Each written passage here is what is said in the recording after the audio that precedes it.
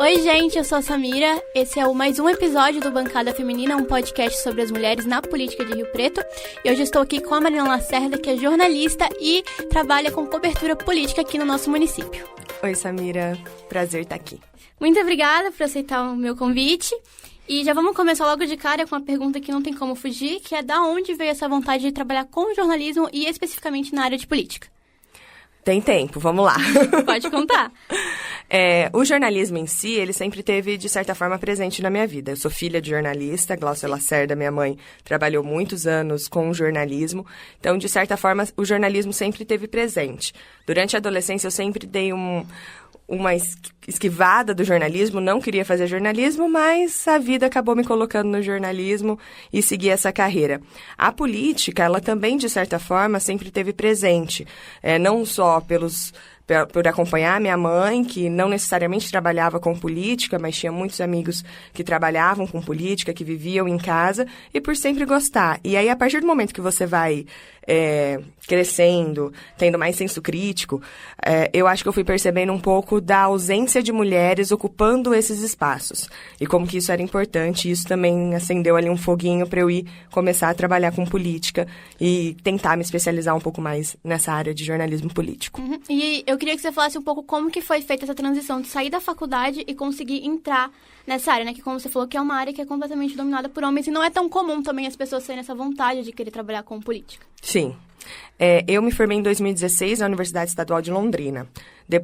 Durante a minha faculdade, eu sempre estudei identidade latino-americana dentro do jornalismo, que passa muito pela política. Para a gente falar de identidade latino-americana, a gente tem que falar de processos políticos. E quando eu me formo, aí eu recebo um convite para participar de uns eventos no México. Aí eu vou para o México, passo um tempo no México, do México viajo para Cuba, viajo em alguns lugares da América Latina e retorno já com muita vontade de seguir nessa parte política específica. Quando eu entro depois, alguns anos depois, 2018, se eu não me engano, na CBN Rio Preto, é quando eu vou trabalhar só com política. Fabrício Carareto, que hoje é editor-chefe do Diário da Região, sim, foi um dos meus grandes professores de jornalismo político, quem pegou na minha mão e me levou para conhecer a Câmara de Rio Preto, os vereadores de Rio Preto, toda essa parte. E junto com ele tinha uma figura feminina que é muito importante na minha história toda, e principalmente nessa parte de jornalismo político, que é a Maria Helena Covre, que é a editora de política do Diário da Região. Ela é amiga da minha mãe desde sempre, então eu já ouvi ela falar de política desde criança. E quando eu começo a fazer o jornalismo na CBN, ela me chama para colaborar com ela na coluna Capivara. E aí eu entro nessa parte da política. E aí a política é assim, quando você gosta, é um bichinho que você não consegue sair muito. E aí a vida vai levando até hoje na TV Tem eu cobrir mais política dentro das atividades diárias, vamos dizer assim. E como que é se inserir nesses ambientes, assim, tipo, ter o processo de você criar fontes, de você entender o que realmente acontece, das pessoas irem até você, de você conseguir criar essa confiança? Eu acho que existem processos diferentes aí, Samira. Aí a gente vai ter que falar de gênero aqui. Sim. Quando você é um homem e tá nessa posição de ocupar esse espaço de cobertura política, você meio que já tem uma credibilidade prévia colocada pelos políticos, porque é um ambiente muito masculino. Você tem hoje aqui só uma vereadora, poucas secretárias, nunca tivemos uma prefeita.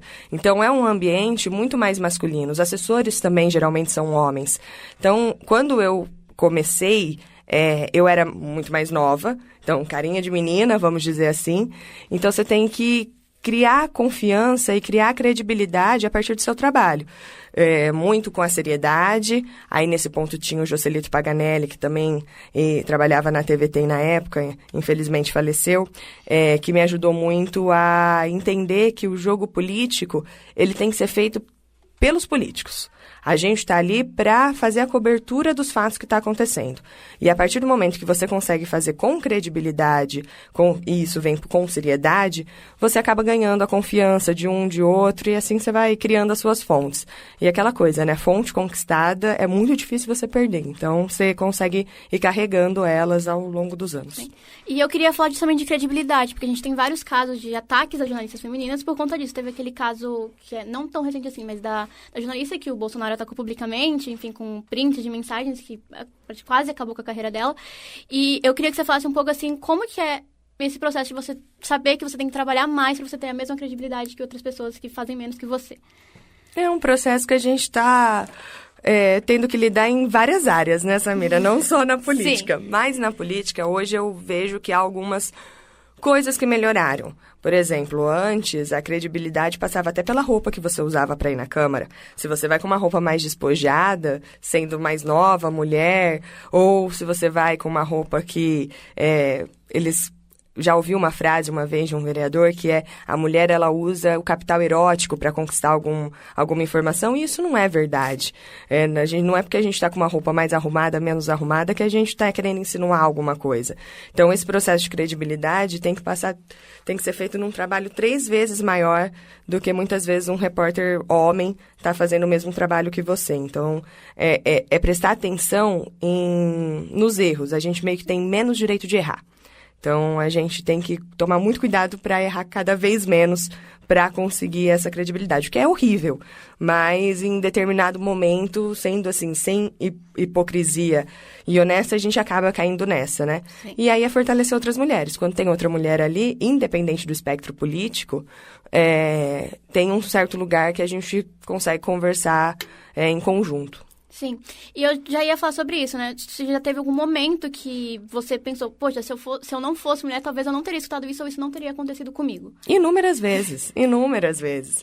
Não só aqui em Rio Preto, como também quando eu cobri política em Araraquara, em São Carlos, em Londrina. Inúmeras vezes. Os parlamentares, os homens, eles se consideram muito mais poderosos, né? Ali naquele ambiente. É claro que a gente tem exceções, não é todo mundo assim, mas a gente está dizendo de um panorama geral de como que é. Se a gente olhar, o Congresso Nacional não tinha banheiro feminino, até recentemente. Então, são esses pequenos pontos que você vai percebendo que você precisa se colocar mais e acaba passando por várias situações. Essa de me questionarem do capital erótico foi uma. Também já recebi cantada de vereador, ou assessor de vereador também. Então, essas ocasiões, elas acabam acontecendo e aí é um outro processo, que é a gente trabalhar o nosso psicológico para não cair nessa cilada de desistir de ocupar aqueles espaços. Sim. E falando um pouco mais da sua carreira, eu queria saber, de cobertura, assim. Algum momento que foi muito importante para você, que você pensou, caramba, eu finalmente consegui, depois de tudo isso que passou. Tem vários momentos que são marcantes. Recentemente, a gente teve coberturas intensas aqui na política local, e quando eu digo intensa até de carga de trabalho, porque quando você cobre política, você acaba tendo uma carga de trabalho que não tem um horário de bater ponto, vamos dizer assim. Sim. Mas quando eu cobri a eleição presidencial, que foi a eleição do Jair Bolsonaro, cobrir toda aquela movimentação no interior de São Paulo, de uma virada, de um momento político, de um espectro político que a gente não imaginava até então que fosse ter a força que teve para ganhar. Quando o Jair Bolsonaro apareceu nas pesquisas, ninguém acreditava que ele teria uma votação expressiva. Então, acompanhar todo esse processo dentro do interior de São Paulo, que é um lugar muito conservador, onde ele teve um eleitorado muito grande, foi muito legal, foi muito importante. Agora, um momento que não foi no jornalismo tradicional, mas que eu guardo com muito carinho, que foi muito importante, foi quando eu fui cobrir a formação do Parlamento Feminista na Colômbia, a partir de um encontro de mulheres latino-americanas. Eu estava trabalhando num veículo alternativo e aí eu fui cobrir. Então, assim, ver essa movimentação de mulheres políticas, jornalistas, designers, tudo em volta de um movimento em que a gente enaltecesse as mulheres e fortalecesse as mulheres também foi muito importante. Isso acho que foi 2019, 20. Legal. E tratando do interior, você disse também que você já cobriu política em outros lugares. A gente sabe, igual você falou, que aqui é um ambiente mais conservador, a gente só tem uma mulher atualmente na Câmara. Você acha que esse cenário é diferente em outros lugares para as mulheres ou é tudo... Não, no interior de São Paulo acho muito difícil. No interior do Paraná também, falando do norte do Paraná, de Londrina, também não. A gente tem um cenário até na capital. É claro que, proporcionalmente, a gente acaba tendo mais representatividade em grandes centros. Mas no interior de São Paulo, a gente não vê uma diferença tão grande. Até mesmo quando há mulheres ocupando lugares de vereança ou no executivo, no interior de São Paulo, muitas vezes essas mulheres elas não estão ocupando ocupando por si só. Elas estão ocupando porque existe uma cota parlamentar, porque tem alguém que está comandando por trás. E isso é muito decepcionante quando se usa esse tipo de ferramenta para diminuir a participação feminina. Mas é tudo a mesma coisa, infelizmente. E agora, tratando de um espectro maior que você falou, né, de política latino-americana, no Brasil a gente tem esse cenário que, depois de tudo que aconteceu nos últimos anos, as pessoas têm um receio de falar de política e de tratar de política. Você acha que esse cenário é uma coisa exclusiva brasileira ou geral também? Não, acho que a gente está passando por um momento generalizado. Claro que eu acho que os outros países latino-americanos, muitos outros, Argentina, a própria Bolívia, depois da ascensão do Evo Morales, na Colômbia, a gente tem uma discussão política mais aberta, mais sincera, com uma participação popular nesse processo muito maior do que no Brasil. No Brasil há um processo de desinformação, eu acredito, mais intenso, principalmente nos últimos anos, com as fake news, com as mensagens direcionadas, com o gabinete do ódio. Então, a gente tem esse processo um pouco mais escancarado.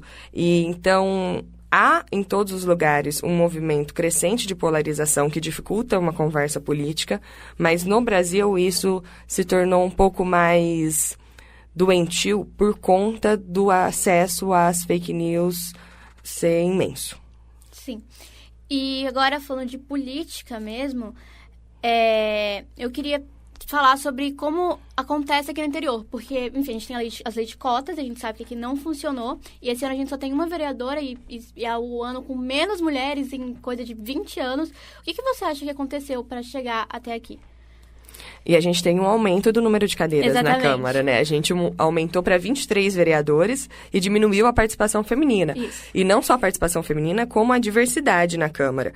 Quando se aumentou o número de cadeiras, o discurso era muito aumentar a diversidade.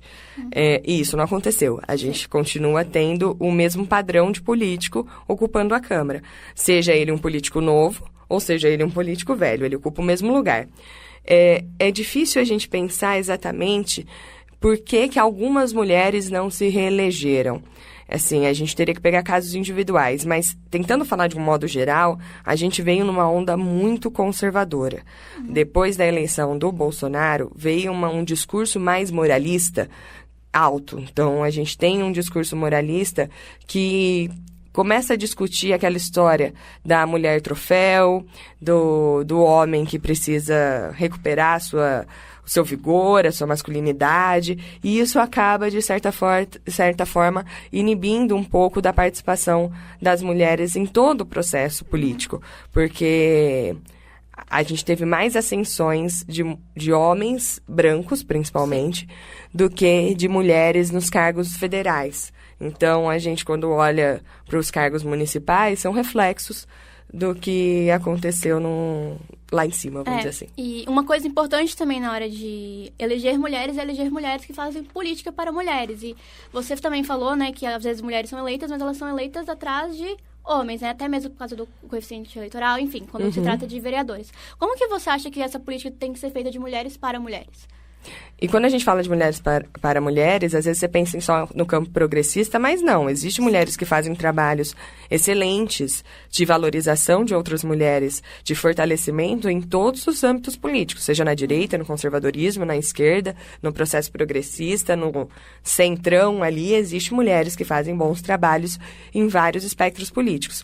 Mas a questão é você saber que o lugar que você ocupa é carregado de uma batalha para chegar até ali. É carregado de muita luta feminista, de muita luta das mulheres. Então, é não menosprezar isso e conseguir olhar que algumas políticas públicas, elas são específicas para as mulheres, pautar essas políticas públicas. Saúde da criança é uma demanda muito mais da mulher do que do homem, hoje em dia, na sociedade que a gente vive. A saúde da mulher, horário de trabalho, horário de creche, horário de escola, tudo isso pode ser pautado pensando em outras mulheres. E às vezes a gente vê que essas pautas, elas não são fortalecidas. E também você pensar, até como jornalista, quando você vai falar de política e vai entrevistar alguém ou qualquer outro assunto, por que não entrevistar uma mulher? Por que entrevistar sempre o mesmo homem que fala sobre o assunto? Então, no caso da vereança, por exemplo, no caso de uma vereadora, por que não ter assessoras mulheres? Também fortalecer esse outro processo político. E você também falou sobre o jornalismo político, que você acaba não tendo hora, e é a mesma coisa quando você é uma política. E isso foi uma coisa que eu conversei com as outras mulheres, que é uma coisa que acaba atrapalhando, porque as mulheres, ela têm dupla jornada, né? Você chega em casa, você tem criança, você tem marido, você tem casa para fazer. Quais políticas públicas a gente tem que tratar para acabar mudando isso também? Porque é uma parte que é importante, né, para as mulheres conseguirem chegar até lá. É entender que todo esse cuidado é trabalho. E é uma participação do Estado que precisa ter nisso. O trabalho do cuidado, o trabalho doméstico, ele sempre foi negligenciado e sempre foi colocado como um trabalho não pago. O trabalho da empregada doméstica, ele é muito mal remunerado. Então, todo esse trabalho do cuidado, ele não é visto com uma força econômica que de fato tem, porque se as mulheres parassem de fazer a dupla jornada, o país não andava. Então, isso existe. Então, conseguir formar políticas públicas que coloquem o Estado em ação nisso. Isso com o quê? Com escola em tempo integral, com transporte público de qualidade, com também educação de gênero nas escolas, debater com os meninos o que é educação de gênero. A mulher, ela sabe o tanto que ela sofre. Agora, o cara tem que aprender que ele não pode achar que ele tem ali uma funcionária ou que ele mora na mesma casa, que ele não ajuda, que ele é aquela velha história, né? Você não ajuda, você mora aqui também. Então, é pensar a participação do Estado nessas políticas públicas.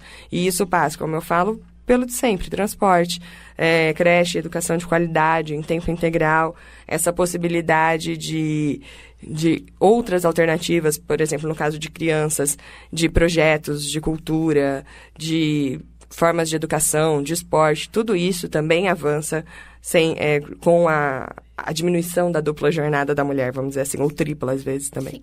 E uma coisa que eu acho importante também falar e deixar claro é sobre a importância de ter mulheres em todos os poderes, porque a gente pensa muito em vereadora ou uma prefeita, mas também existem os cargos de secretarias que são extremamente importantes para os nossos direitos.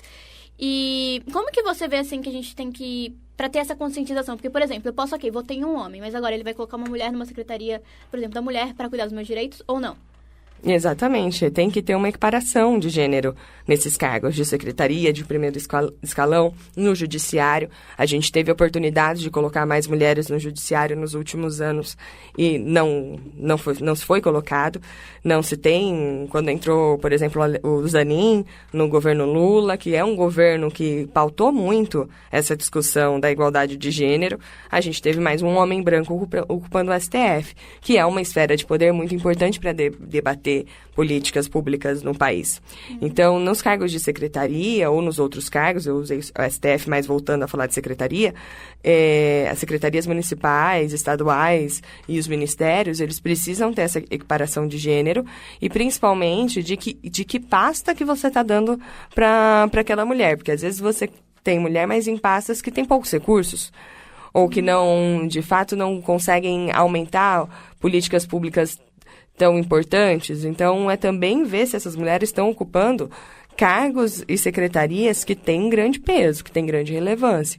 E aí você também pode olhar para baixo, no resto do primeiro escalão, e nos cargos de confiança, nos cargos que vão para a ponta conversar com a população.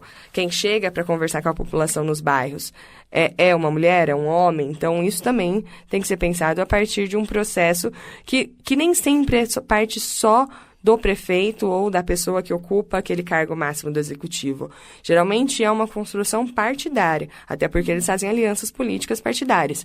Então, é olhar como que os partidos políticos estão se estruturando dentro deles em relação à igualdade de gênero e acabar cobrando isso quando isso chega a uma votação favorável, a um cargo no executivo e tudo mais. E tudo isso parte a partir da consciência política, né?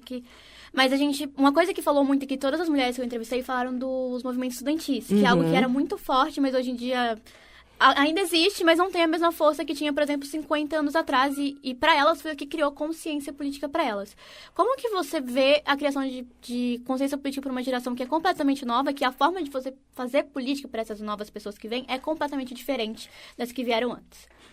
É um processo muito difícil, confesso que essa resposta eu ainda não tenho. Mas a gente tem que pensar que há uma mudança de mentalidade e de pensamento nesse processo todo.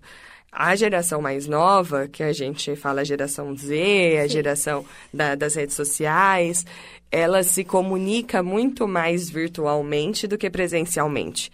Isso por tem alguns historiadores que dizem isso, que acaba criando um processo de individualidade maior. E quando você fala de indivíduo solitário e não de um sujeito coletivo, não de uma movimentação coletiva, você diminui a possibilidade de fortalecimento de movimentos populares, incluindo o movimento estudantil. E no movimento estudantil, quando você tem cada vez mais faculdade à distância, por exemplo, ou escolas sem projetos que ultrapassem a carga horária e as matérias tradicionais, você também perde essa possibilidade, esse momento de conversa e de criação desses movimentos e desse fortalecimento. E isso, pensando nas mulheres, aí já puxando mais para o nosso tema, é extremamente prejudicial, porque a mulher ela só conseguiu conquistar e avançar o que avançou por conta de se entender como massa.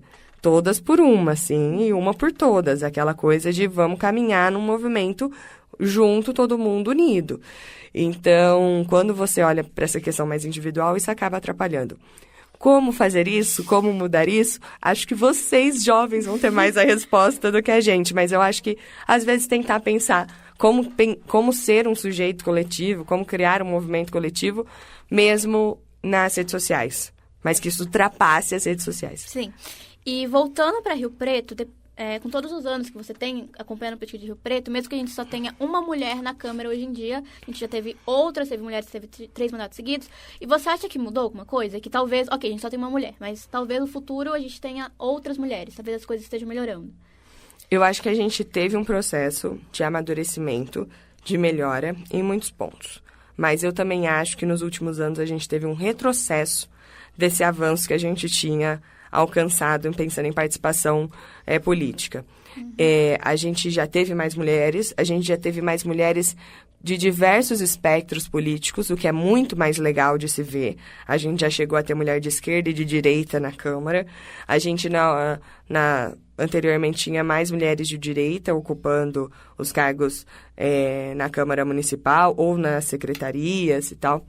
A gente acho que está um pouquinho distante ainda em Rio Preto de conseguir uma mulher no executivo, na prefeitura, como prefeita, mas a gente acabou tendo os avanços que eu digo de credibilidade dessas mulheres pelo trabalho que essas pessoas que passaram, muitas, fizeram, de aumentar a participação de mulheres no jornalismo político, falando de jornalismo.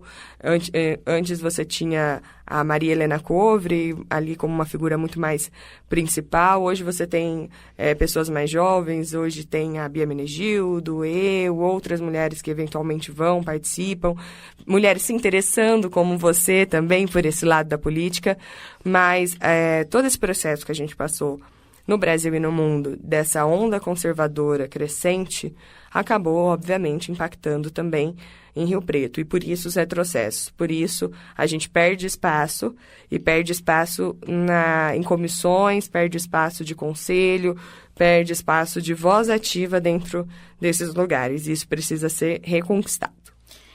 Você falou dos partidos. Quando eu pesquisei para fazer essa pesquisa, você vê que, assim, a maioria das mulheres que foram eleitas eram todas mulheres que estavam em partidos de direita, por exemplo, o PSOL e o PT.